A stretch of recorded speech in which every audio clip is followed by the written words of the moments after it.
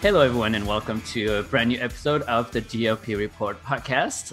Today, we have another special guest, and I'm especially happy to have her on the show. If you have a favorite show at Disneyland Paris, I can guarantee you that she has worked on it. She is the brains, the creativity behind it. She's done so much for Disneyland Paris, and she's here with us today. It is Katy Harris. Hello, I'm so happy to be with you all today, and this is really exciting to talk about so many things that I'm so passionate about. Thank you for being with us, and we have a lot of questions about all of your shows, so we're going to get into the details. And as usual, I have with me Jeff from GLP Town Square. Hello. And Patrick from the GLP Report team. Hi, everybody. So Katy, let's start at the beginning. You joined Your Disney, I guess it was still Your Disney at the time, in 1993. Where did you start? What was your original role? And how did you end up there? There is a funny story, because the park opened in 1992. And I was in the UK doing a national tour of 42nd Street at the time. And I really wanted to do the auditions for Euro Disney because it sounds a cliche, but it's true that since the age of about 15, my dream was to work for Disney. And when I was 15, the only parks that you could work in were obviously in Florida or California. And I applied for Florida when I was 18. You know, it was like I saw their audition notices. I had friends send me the posters of what city they were all in. And I contacted them. In those days, there was no internet. I contacted them and I received a very nice letter saying that unless I had a work permit to work in the States, they wouldn't even see me. So I was like, okay, well, that's, how am I going to work for Disney? So then when Euro Disney at the time opened and they had auditions in London, but I was on tour and I just couldn't get to them. And I was like, oh, this is so frustrating. So the following year, which was 93, I was in between contracts and I had kind of started to change direction a little bit and go into more of a kind of health and fitness presenting world. And my sister, who was also a dancer, said, I'm going to go to the Disney audition. I'm like, if she goes to the Disney audition and she gets a job with Disney, I'm going to be so jealous. So I thought, well, hey, I'll come along with you. So I did. And actually a couple of friends from the show I had just finished, they were there too. So we all did the audition and there were a few of us that were kept at the very end. One of my very good friends, my sister, myself, and a couple of others.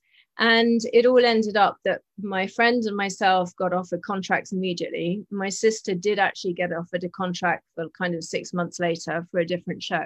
So we all came over from London. I remember driving over from Sussex, where I grew up, driving over. At the time, there wasn't the tunnel. So we got on the ferry.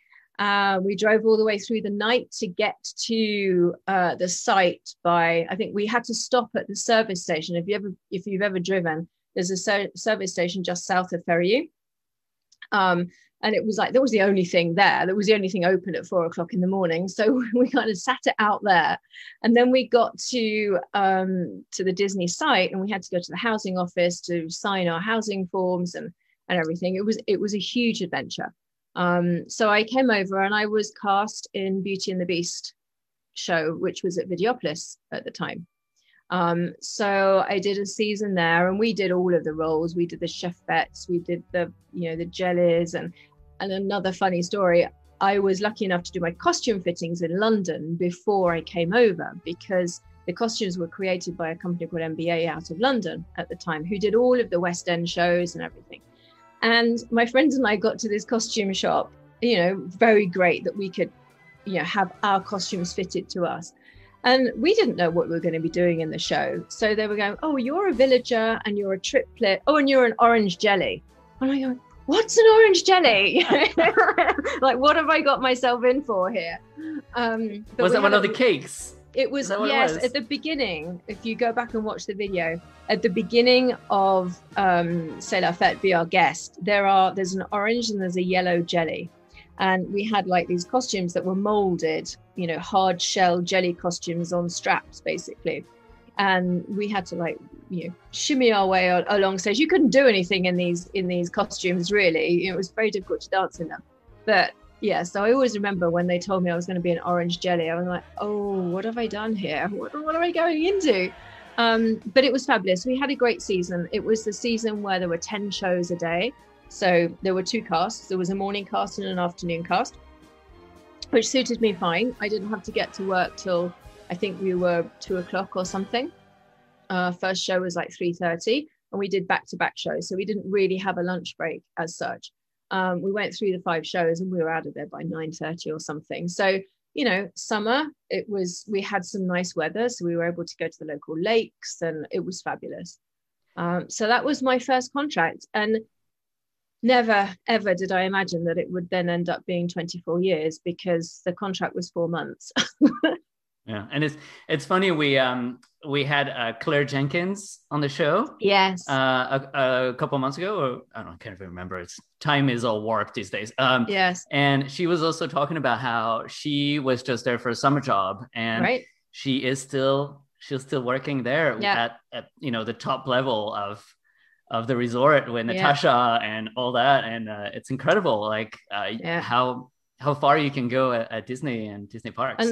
And I remember Claire because Claire was working when she started in operations with a lot of our English group. And we all stayed in the apartments, the Disney apartments, Les Boiseries.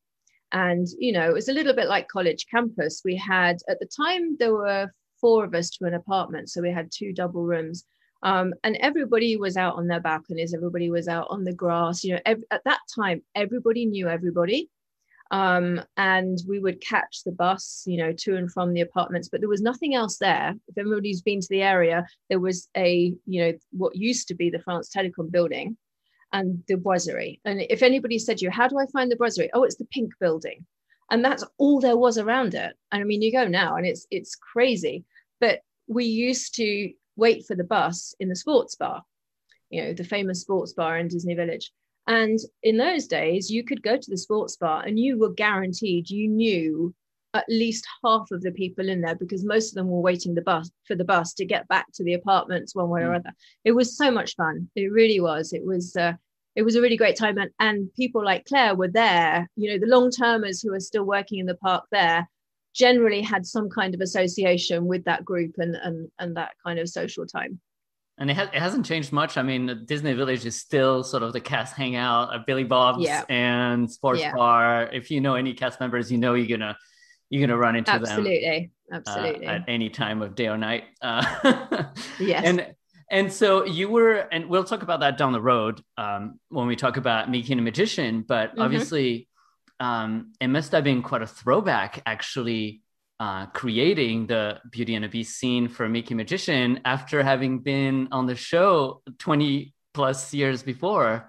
Yes, it was. And it was, I think that the music and the stories of all of the shows just are so ingrained. And I have so many different memories of each of them. I think that going back and I worked with Tatiana as the choreographer of Mickey and the Magician. And it was great because she came in with a different approach for Be Our Guest in Mickey and the Magician. And we actually wanted something that was very different. We scaled it back a little bit just for, safety reasons more than anything. But it was a different approach and musically different.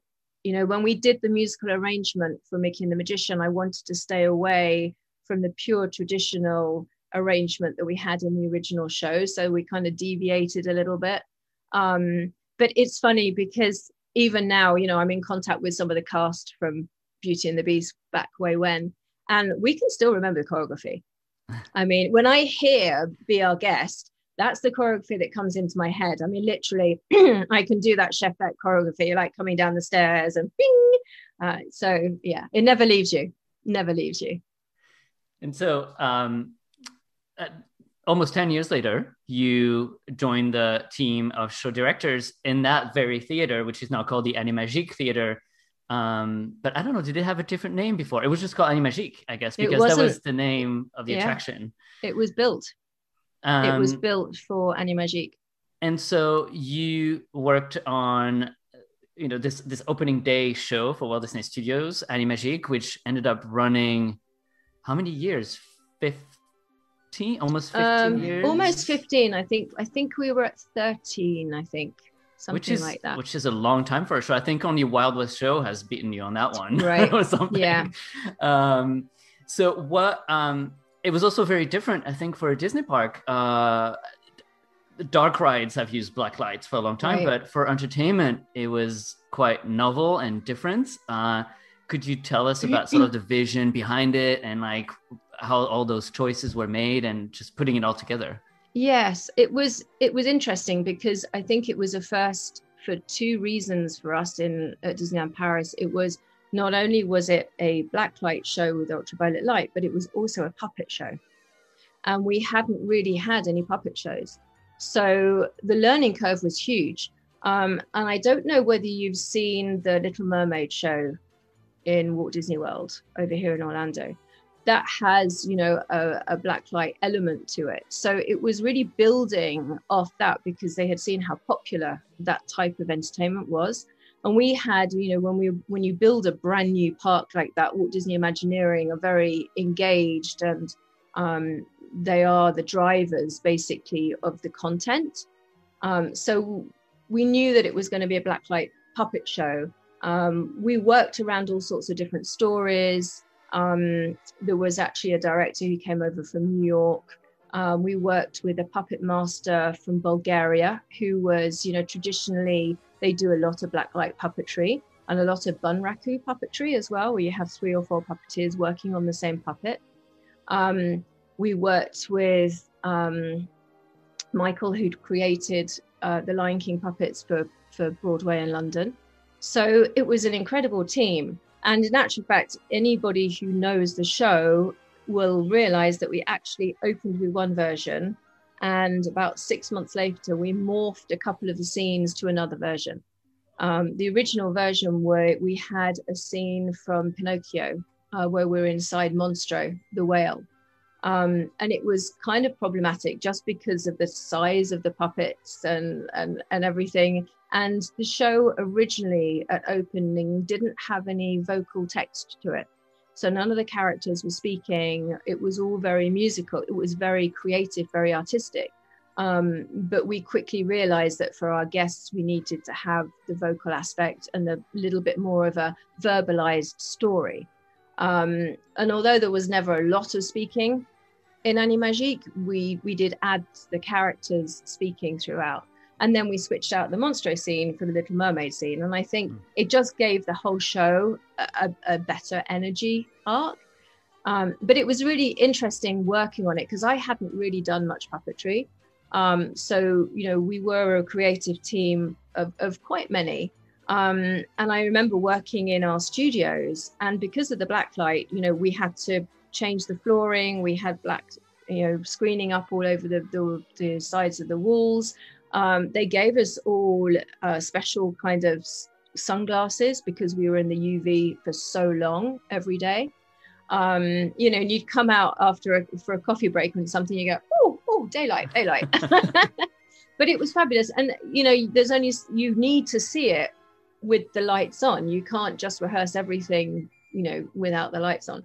And the Bunraku stuff was interesting as well, trying to get 3 or 4 people working one puppet, knowing that the cast rotates all the time.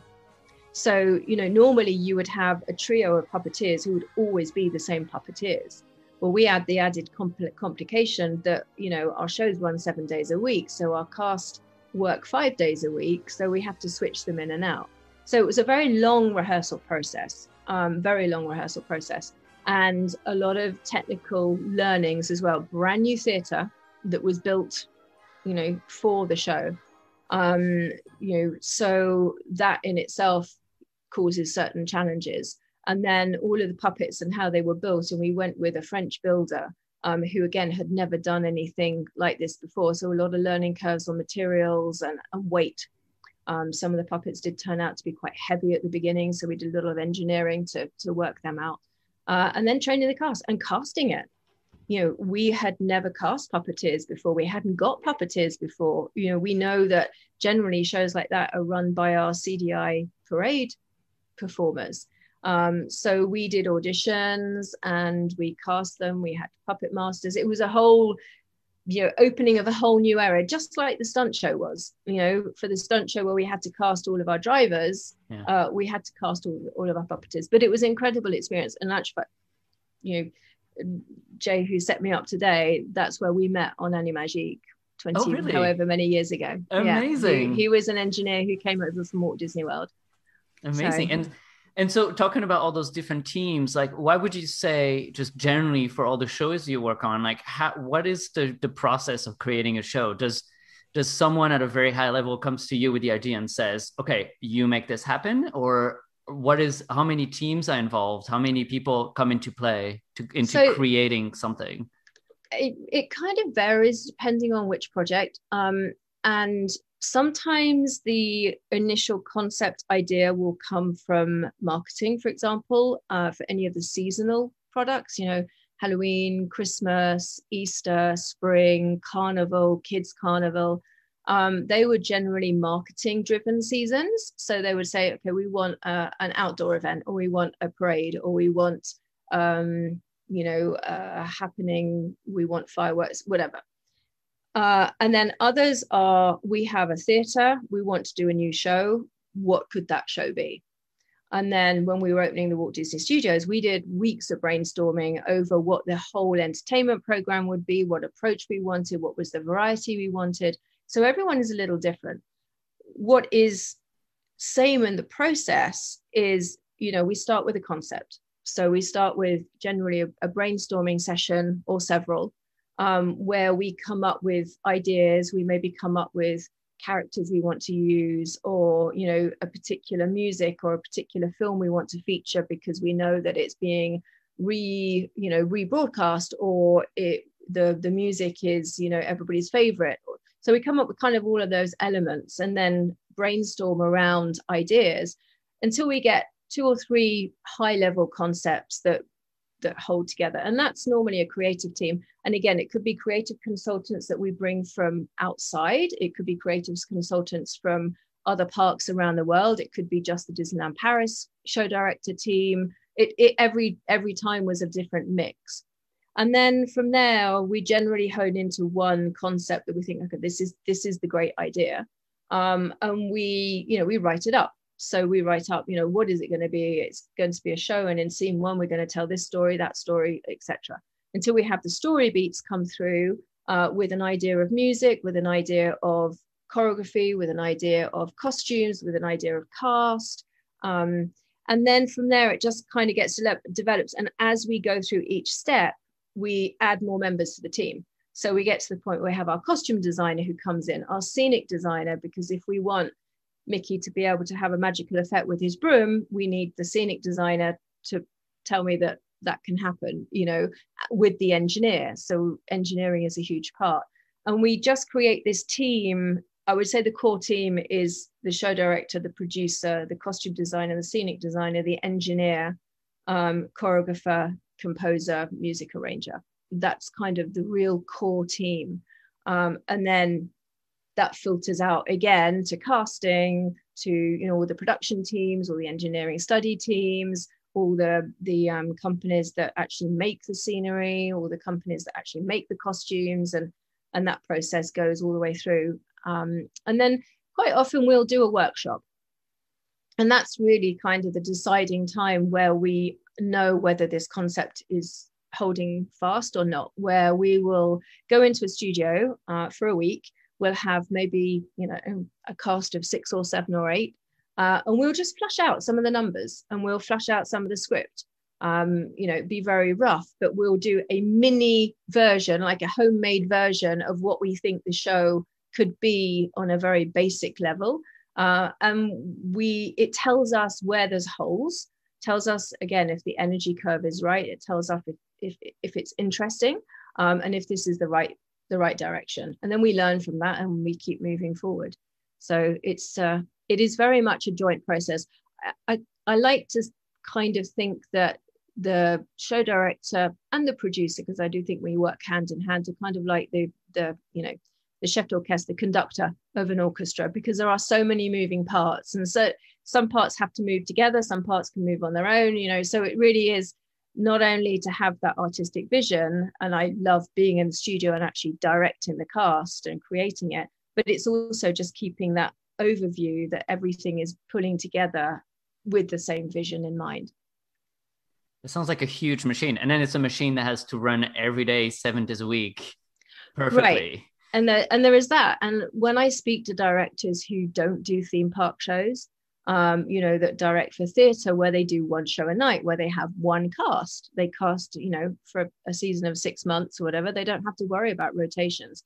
They don't have to worry, like, if I've got 8 people on stage, how many people do I need in my total cast? And do I need swings? And how many places do they need to know? And how many costumes does that work out? You know, it is an added layer in the theme park world, in as much as we have to run it, you know, as you say, 5 shows a day, generally 7 days a week for however many years.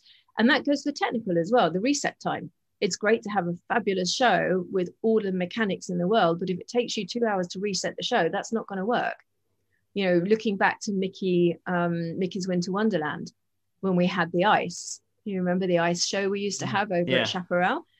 You know, at one point we were wondering how far in the season we could take it, but the ice, you know, obviously starts to melt, and the freezing time between shows got too long, or things like that. Disney Dreams, same thing. The dark time, we wanted it, you know, we want the show to be in the dark in June, but the park at the time was closing at 9 o'clock. Well, that's not going to work. So, you know, there's all of these other things to think about as well. But that's what makes it so special. I think that's what makes, you know, certainly creating for the Disney parks a really unique experience.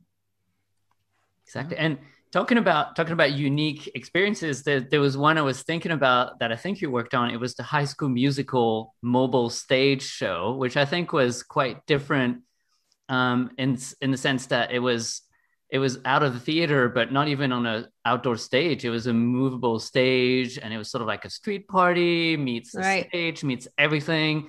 And also it was, I feel, kind of like not rushed in the sense of the production, but it had to get to the parks because the show became so unexpectedly popular.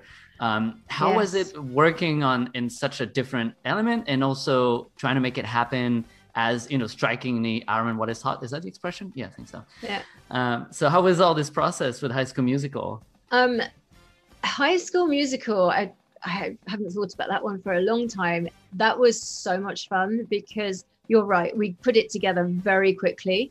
And just the energy of it. I don't think anybody had anticipated that the movie would be as popular in Europe as it was. You know, they had a version of the same type of show here in the Studios park, but you know, we never anticipated that, especially in France, that it would take off the way that it did.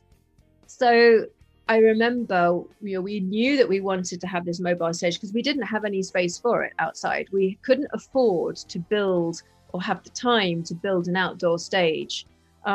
We didn't have a theatre inside, and you know, the type of concept didn't lend itself to being indoors. It really wasn't outdoor, and we wanted it to be very interactive as well. But we didn't have enough material to do a full parade. And I think it was at the time where the Disney Cinema on Parade, is that what the title of the parade was? I think it was the time that had just like come to a close as well. So we kind of wanted to feel the atmosphere outside. So we had a float, and I'm trying to remember which float the base came from. I believe it was the Snow White float from the original Wonderful World of Disney parade. And it was the float that we had used for the carolers previously for Christmas. We had a float where we had the carolers, and we had it, I think we just had left it at Main Street with the Christmas carolers on it. So we took that base because we knew it was a drive unit, and it was a drive unit that could turn on a very tight circle. Because the other thing was, we actually had to test it got through the gates of the Walt Disney Studios, because the gates are, you know, narrower than they are in the Disneyland park. So once we got them through the gate, that was fine. It was like, well, where do we do this show? Because we had those 2 spots where we could stop the float, but it was like, well, can we get it there? Can we actually angle it there? How do we get the audio there? Because we had a minimum amount of audio on the float, but then we had to, add speakers in the park, but then you don't always have the space or the right poles to be able to put them. We didn't have the time to go digging down and putting new poles in the park and everything. So it was a little, I would say it was a little touch and go at the very beginning as to whether this would actually be possible. And then once we established it was possible, it was all systems go. And I remember we came over with my choreographer. We came over here to Walt Disney World, and we worked with the team over here for a week because a lot of the choreography came from the movie. So, and the kids, if you got that wrong, they would tell you. So we learnt it over here specifically for We're All in This Together. The rest of it, I think we created ourselves.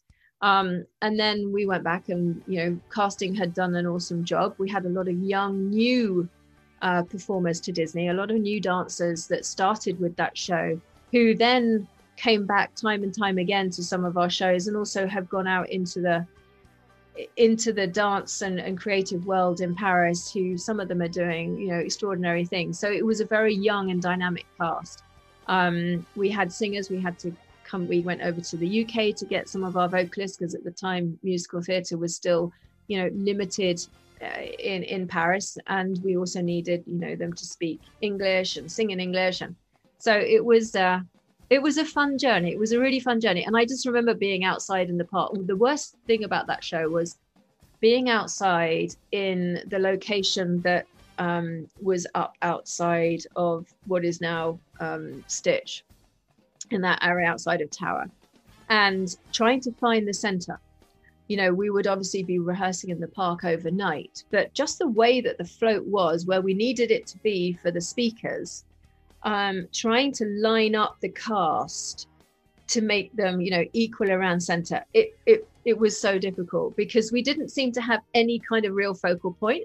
And I just remember my choreographer going, no, move them to the right. No, that doesn't look right. It's like, let's shift over here. I mean, we found it in the end, but it was, I always remember that distinctly on that show. It was like, how can this be so complicated? And I think the thing is that the way that the float was with the driver, you would think that you would line it up with the basketball in the middle of the float, but the basketball wasn't actually exactly in the middle of the float because of the driver at the front. So we had to shift everything down, and then it just looked out of place. But that was just a little anecdote that I just remember spending a night going, am I tired? Am I not seeing things right? And did it still have the stage in the middle at the time? Because now they've removed that sort of center stage on Production Courtyard. But I think back then they had this central stage that you also had to deal with. Yes. Because now it's kind of like an empty field and they can do whatever they want with it. Right. And there's actually a stage there. But yeah, no, that's true. And I remember thinking, why are we not doing it on that stage? But again, because that stage, if you remember, wasn't actually very high. And when we did the Lilo and Stitch show, which I think was previous to High School Musical, they built out like a kind of a catwalk section to the stage. And I think we decided that it was just, we wanted to do 2 stops in the park because we had no parade. So High School Musical was kind of bridging that gap between a show and a parade as well. So we went away from using that stage location, but you're right, so we were sandwiched in basically. Yeah. But it was fun. The kids really enjoyed that show. It was very interactive. The dancers really enjoyed it. And it was so cute to see the kids doing that wildcat choreography, and they knew it. I mean, they all knew it. Incredible. And they'd come up with their little wildcat cheerleader costumes and yeah, lots of fun. It's sort of one of the things I remember from the early days of Walt Disney Studios is just how much entertainment was going on. No matter where you look, there was Animagique, there was I think it's called Good Morning Walt Disney Studios. That was always fun.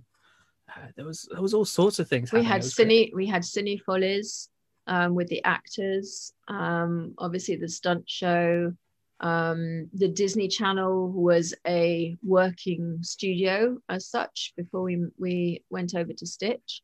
I remember that. I remember going into that attraction. You could see There there's was TV studios. Was it Art Attack? I think it was Art Attack, and then they had another TV show that was like a daily thing. I can't remember what it was called now. That they used to film there, and they would just shoot there live, and it was really giving sort of the life of the studios. Oh, here we are, and we have a live. It wasn't a movie studio, but at least it was a little bit of a TV studio. And I think when that closed, like, that was the last thing really that was live production in the entire park. Yeah, and I remember on the tram tour you had the costuming department as well. Oh, that was always really fun to see. That was That's fun. right. Yeah, we used to drive through the workroom, and it's funny because the costuming department now, not the workroom, but the design department, is actually in the Disney Channel building. So that building did become, a production hub, but just not visible to guests anymore. But yeah, I remember going through those TV studios, and that the facilities they had there were incredible. Unfortunately, I think at that time it was still considered too far outside of Paris. Today I think transport is different, and I think that Val d'Europe area has grown so much that actually people in Paris kind of quite enjoy coming out, and a lot of people moved out that way. But I think in those days it was still considered, oh, this is far outside of Paris, and if you're in the TV world you need to be in Paris. So I think that that's why not so many productions ended up being filmed in the studios as maybe we had anticipated that they would be. Yeah. And so fast forward to the 20th anniversary, and we had Disney Dreams, which I thought just changed completely. I think it brought Disneyland Paris to a new level, because you always had fireworks in the summer, but this was a whole year-round show that just, I think it rounded off everybody's day in such a beautiful way. And I think part of that was the central character of Peter Pan's shadow. So could you tell us a little bit about that, and then how the storyline developed outside of that? Yes, so I agree with you. I think Disney Dreams was a turning point of scale of entertainment at Disneyland Paris. And it was also a very poetic show, which we really wanted it to be, because we wanted to speak to our European audiences.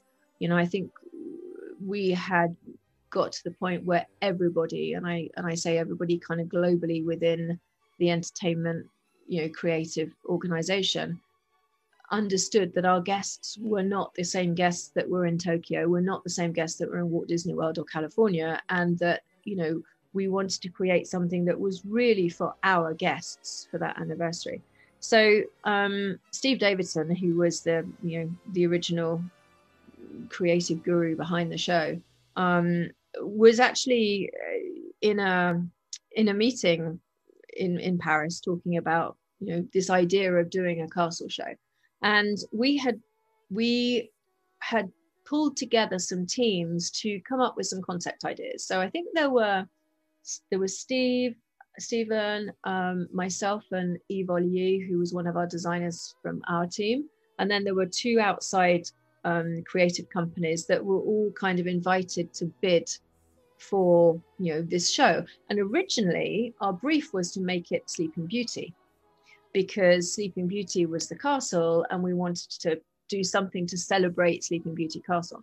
Obviously the brief was to make a show that could work originally during the day and during the night, using the castle as a backdrop, but with not 100,000 cast like we would see in shows in Tokyo. So it was very challenging to think about something that you could do, because we all were erring towards projections, but obviously that doesn't work in the daytime.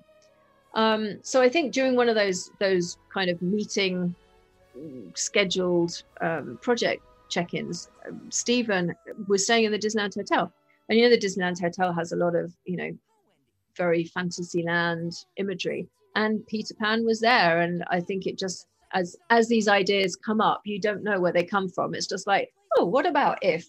And then it kind of grew from there. So once we had established the creative team, Eve and I had presented our concept, but I think globally everybody decided that Stephen had the best idea and the most experience to lead us through, and he was Walt Disney Imagineering from Glendale. So I joined forces with him, and we had a big brainstorming session in the Imagineering Creative Center in Glendale. And we had like a massive storyboard around the room of where Peter Pan's shadow could go through all different stories. And we put some in, and we had Lion King. We took Lion King out, and then we put, I don't know, Pinocchio in, and then we took Pinocchio out. And it was like a puzzle, basically, of all of the key moments of the key films that we wanted to establish. I always remember a discussion around Hunchback of Notre Dame, because obviously for us in France and in Europe, it was a very beloved film and story, whereas for the American audiences, they didn't really adhere to it that much.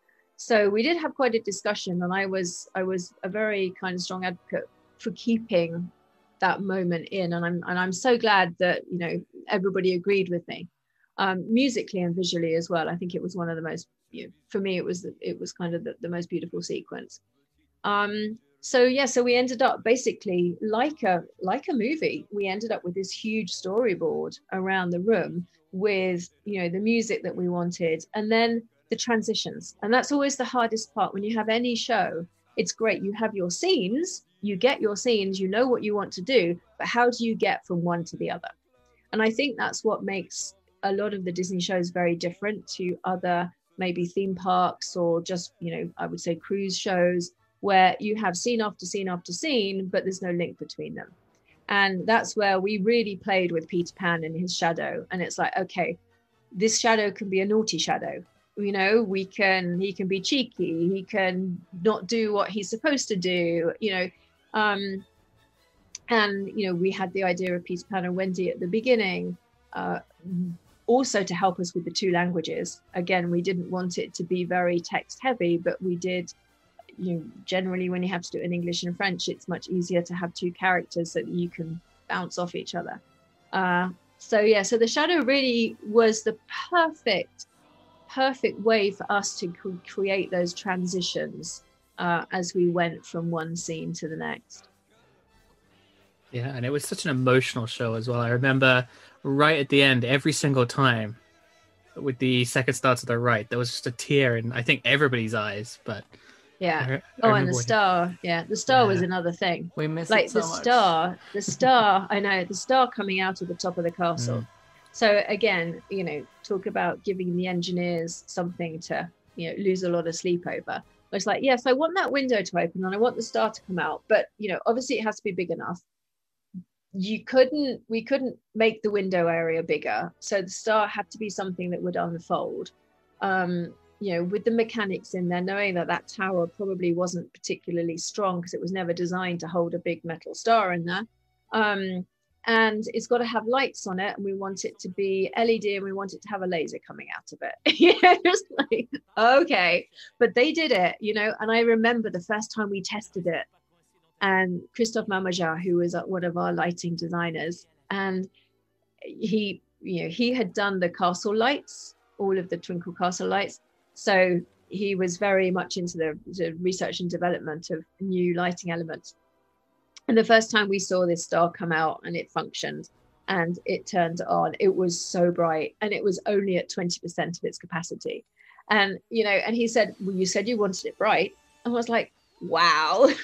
we then were joking that, you know, if we had put it up to full brightness, you could probably see it from the Eiffel Tower. But yeah, that was quite a mission to get that star in. But I think you're right. It was a very emotional show, and working on it was a real labor of love in respect as we really built that show on the castle. You know, now when you do a projection show, I would say that 90% of the show is built in the studio, because, you know, the 3D formatting, the previs facilities, and even if we had a model of our real castle in our studio in California with the video team, it still wasn't, we didn't have enough technology at the time to be able to wrap it exactly as it was. So we pieced that show together on the castle. And I remember, you know, we pieced it together with the line animation, because we had the animators animating. And also we didn't want them to finish the animation until we knew exactly what we wanted, you know, Mickey or the or Peter Pan and Shudder to actually do.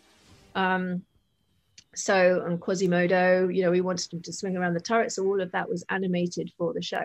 So it was an incredible process. I mean, I learned so much because I had never touched projection before. I'd done fireworks, but never projection. I fell in love with fountains.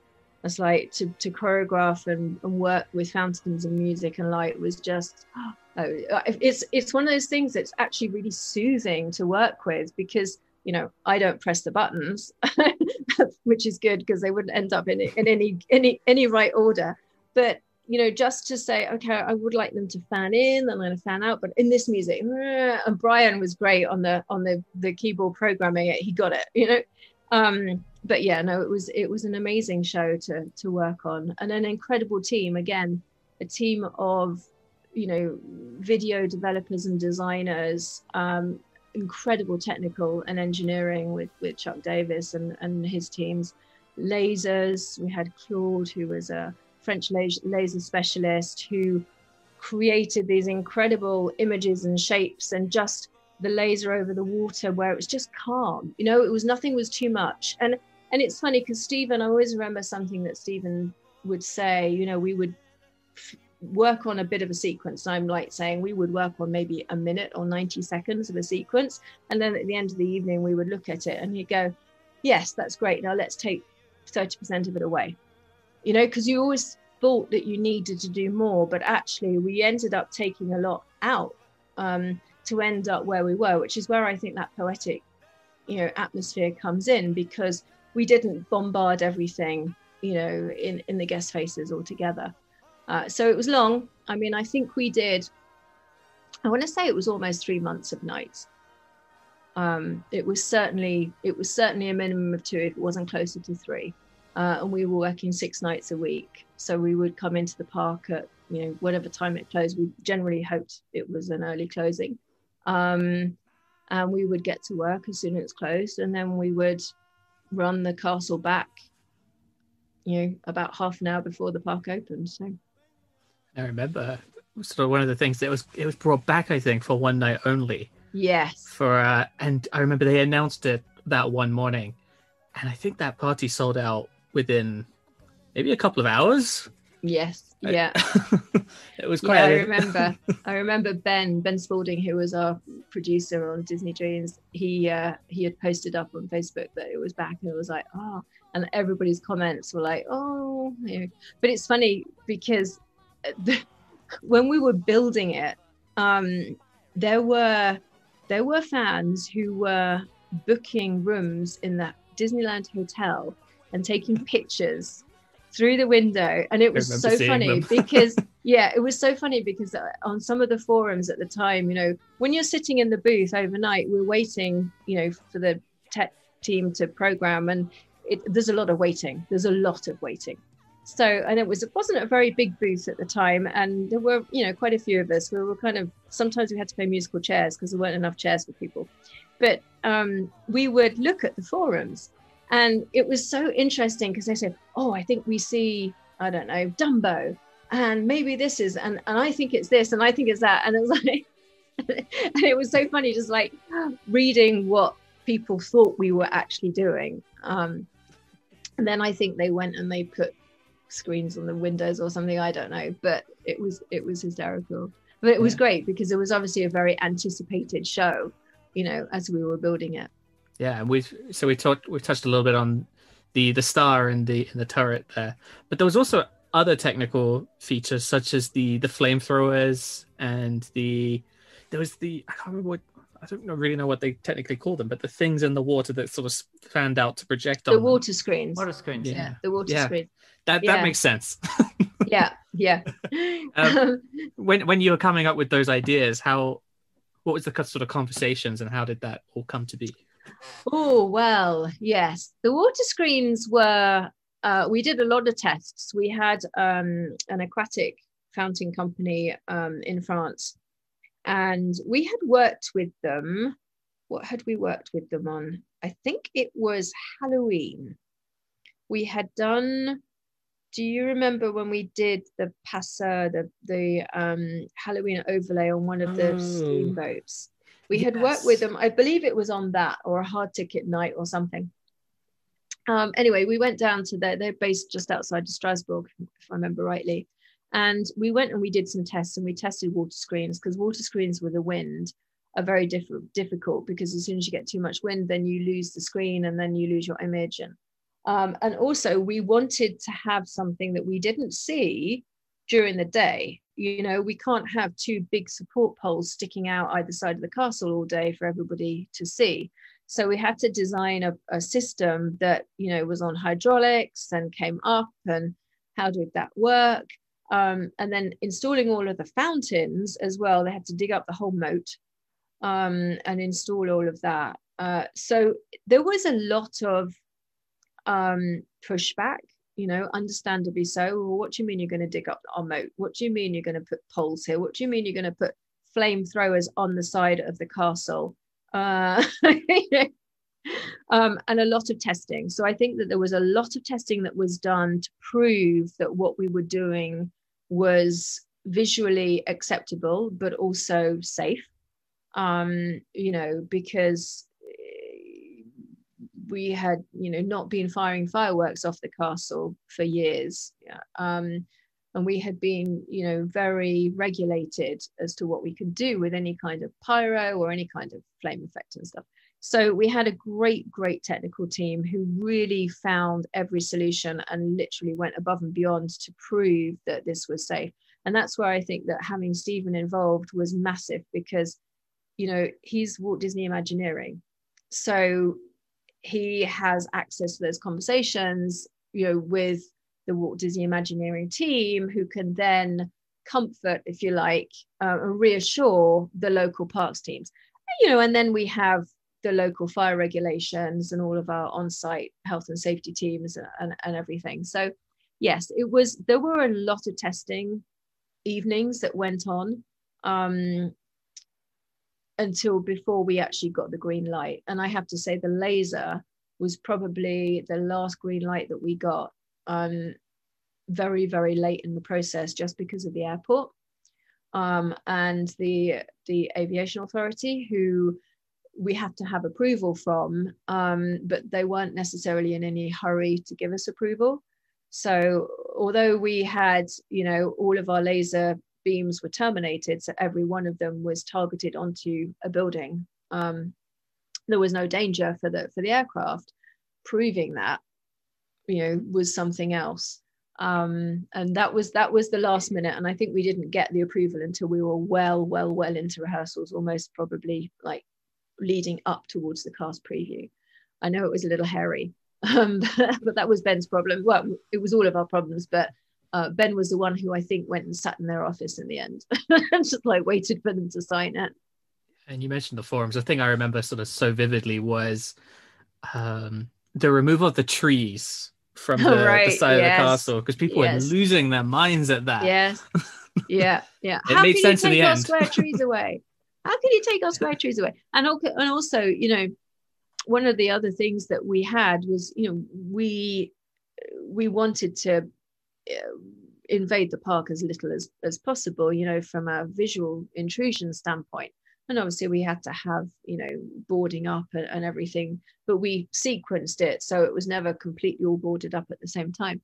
And I remember when we started to dig for the fountains, it was icy, you know. I think it was January, and it must be even before Christmas. It must have been like November, December time, but it got icy and they had to stop, you know, for about a week, because there was nothing that they could do because of the ice. You know, nobody in California and Florida, you don't think about that, but they'd quickly learn in Disneyland Paris, oh yes, seasons, oh cold. It was fun. It was lots of fun and lots of learning curves. And you know, if you look up onto the roofs of Main Street now, you don't see the projectors. You know, they've got special houses over them that look like extension of the roofs. And that's something that is really very special to Disney. It's that real last detail that when you're creating something can seem like, oh, and we have to do this and we have to do that. But it's right, because it really lets the magic be magical. And also that's what makes it different. That's what differentiates Disney from all of the other parks around the world, is that level of detail. And I think that's what we all do so well in the parks. Still on Disney Dreams, you also produced a number of special versions of Disney Dreams. I think especially there were 2 different Christmas versions of Disney Dreams. How did those come about? Like, when was the decision made to have a Christmas version and not like a Halloween version or a spring version or summer version? And how was the story developed for those shows? We always kind of intended to do seasonal kind of switch-ins, because we did a switch-in with Brave as well from the original show, and I believe it was Jungle Book that got switched out, but it's been a little while, but I think that's what we switched out. And it was, the idea was that creating a show like this, which is a very big investment, financially and from a human perspective and an infrastructure perspective, was that it was a show that would be easy to evolve. So, when we took out Jungle Book and we put in Brave, it was an easy switch out. Same thing for the Christmas show. We wanted to be able to give seasonal representations of it. We did talk about doing a Halloween show at one point, but I think it was never really necessary, never came to fruition because the Halloween season was already, so vast. But Christmas, we, traditionally we had the tree lighting, we had castle lights previously, we had fireworks. We were reducing a little bit on the number of fireworks shows that we could do per year just because of authorities and authorizations. So again, it was a request from marketing for the Christmas season that one of the new elements would be a new version of Disney Dreams for Christmas. And I think between the 2 years, it was just, we tried things the first year and we wanted to change them and think of new things for the second year, new scenes and new imagery. And I think that we probably had a little bit more time to develop for the second year. The first version was, we were running off the back of Disney Dreams. And, I think that we had got to a point where it's like, we have to do this fairly fast. So I think that we made it better the second year, which is what we always strive to do. We can't always get it all right all of the time. But I think it's taking that and making it better. We wanted something seasonal that would really keep the atmosphere of Christmas and the holidays in the park. And I don't remember at the time, we didn't have the new Christmas tree at that point either. I don't believe, maybe the second year, but I think not the first year. It was the second year, I think. Yeah. So, it was that kind of bridging through seasons as we switch from, what we used to have to what we will have. And the small art section, I remember with the Believe, I think it's from the Polar Express. That section always sort of set me off. I thought that was so lovely. The Small World pop-up cards. Yes, that again, we played around with that for a long time in the park because of the nature of the animation. When we would see it on the model in California, it was great. And then when we got it in the park, the first couple of times we watched it and we were all in the park going, oh, I feel a bit seasick because you had to get the tempo and the speed of those images exactly right, because otherwise it kind of made you kind of feel a little bit woozy just because your eye is drawn to it all the time. But I agree, that was a beautiful section. And I remember recording, for all of this, the music for me is always such a huge, huge part. And I think that, it brings a lot of the emotion. And I've always said this, for me, the shows, they come through paper, we come through images, we come through designs, whatever, workshops. When I hear the music is when visually in my mind, I see what can happen on stage or on the castle or in the parade or whatever. It's the music that speaks to me. And everybody is a little different, but I really live through the music. And we were able to record at Abbey Road Studios for those shows. And that in itself is just an experience, that's incredible. And I was really fortunate that I did several sessions at Abbey Road, and memories that I will cherish forever, just listening to that orchestra playing these amazing arrangements, beautiful music, and really, you know, very little tweaking needed to be done once it was recorded. They're incredible musicians. They get into the studio, they look at the music once, and boom, it's, you know, almost perfect. Crazy. But another part of, you know, the incredible creative experience that it is. And I mean, you started very strong with Animagique, just going back to the music part, because that song, yes, you just hear it once. I'm not going to sing it, but no, I think I still could. You just hear it once, and it is guaranteed to get stuck in your head for the rest of your day. And even Making Magician, like Let the Magic Shine, there's this instrumental version that plays at the end of the show as you walk out, and that melody just stays in your head for at least half of the rest of your day. So it definitely, you bring sort of the energy of the show with you, with that music that gets stuck in your head. And it's funny you talk about the Animagique song, because I remember when we were trying to work through the lyrics to that song, because I was like, what do we have that rhymes to it? And we ended up with one of them was "and Mozambique." And I'm like, that's so random, but it works. It is so silly. It is the silliest Disney song, I think. And it was choreographically, it was always Rafiki who was like, "and Mozambique." Makes sense somehow, you know. Somehow. You brought it back. But no, I agree. The music is such a strong part, and I think that, you know, there is a skill to writing songs that stay in your mind, but also songs that make you feel, you know, the emotions that we want our guests to feel. And interestingly, you know, you take a song like Let It Shine, and you can have the up tempo, you know, clap along, and then you can have that kind of mellow instrumental, you know, celestial, that's just very soothing, and we did that on purpose, because you finish a show on an up, and, you know, everybody's scrambling to get out and get their bags and everything. It's just nice to give people that little bit of a breather, so that also it helps without people stampeding out of the building, but it just gives you that little kind of transition back to going outside and, you know, carrying on onto the next attraction or whatever you're going to do. And I feel like as soon as the show is over, you sort of, especially with Disney, you immediately become nostalgic of what you just saw, and I feel like the show sort of plays back in your head, and so having this sort of like calming music, you kind of like, that was nice. You know, you get this sort of like in that mode, like walking out. It's really nice. And those exit sequences sometimes became some of my favorite things. So Disney Dreams with the I can't remember the name of the song. It's in my head, but I can't remember what it is. It's the Cara Dillon. Yes, Cara Dillon. Oh my goodness, the name has gone.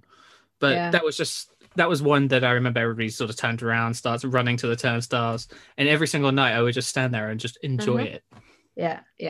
Again, I remember recording that in Abbey Road with her and her husband, who was just on the guitar and she was just singing. I was like, oh, this is just beautiful. What a moment. Come Dream a Dream. Come Dream a Dream. Come Dream a Dream. That's right. Yeah. That's it. Yeah, that's right. And the castle was which was from a parade.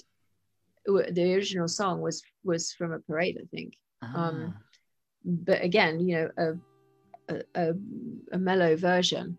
The music is definitely something, again, very special, and conjuring up the emotions, I think, is what's important. And what you said earlier about, you know, you relive the show at the end of the performance.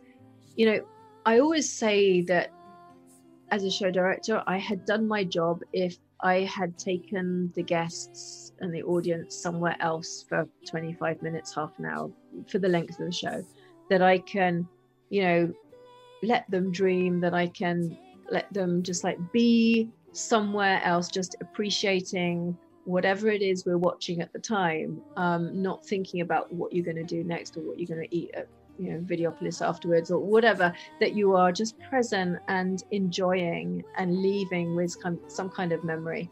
And also another one of my missions as well was, especially for stage shows and parades, was to inspire the younger guests, you know, inspire the kids. I always like to say that if I could touch one child in each audience who would go on and, you know, learn to dance, learn to act, be interested in the arts as a patron, as a performer, as an artist, as a designer, whatever, then if I can drop that little bit of inspiration, because I mean, you know, I was inspired as a child, which is where I ended up, you know, following the career that I did. If I can, you know, leave that for one kid in each audience, then that's also my job, you know, being well done. Join us on the next episode of the GLP Report podcast with show director Katy Harris to talk about her other wonderful creations, including Frozen and, of course, Mickey and the Magician, as well as her work around the world.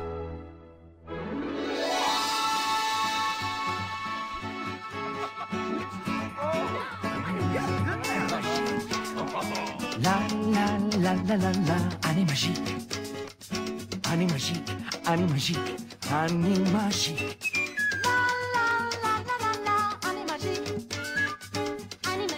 C'est magnifique, Animagique. La la la la la la, Animagique. It's coming, it's not tragique, c'est magnifique. La la la la la la la la la la la, Animagique, Animagique.